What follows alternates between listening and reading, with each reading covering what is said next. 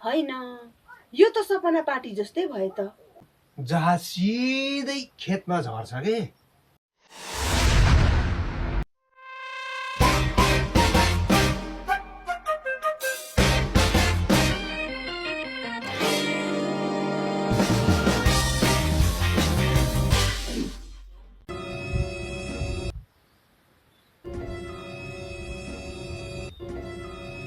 नमस्कार हजुर।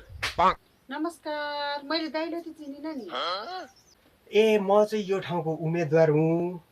अब आउने चुनावमा मैले जिते भने यो गाउँलाई सिङ्गापुर बनाइदिन्छु। ए बसेरै कुरा गरौँ न, बस्नुहोस् न। हुन्छ नि, हुन्छ। दाइ, बाटोको खाल्टो पहिला पुरिदिनुहोस्, सिङ्गापुर पछि बनाउला है।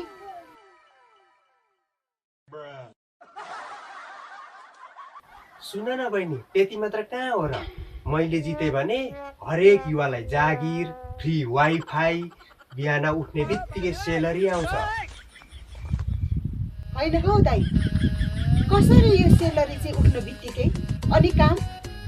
ए काम पहिला पैसा अनि पछि सोचौँला। होइन, यो त सपना पार्टी जस्तै भयो त। होइन दाइ, विदेश जाने युवालाई रोक्ने के प्लान छ?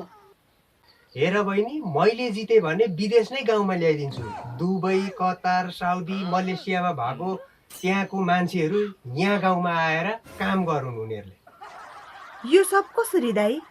ओहो, एयरपोर्ट बनाउँछु, जहाज सिधै खेतमा झर्छ के। जहाज सिधै खेतमा झर्छ के। ओहो दाइ, खेतमा जहाज झर्यो भने खेतीबाली कहाँ लगाउने? खेतीबाली अनलाइन रोपौँला।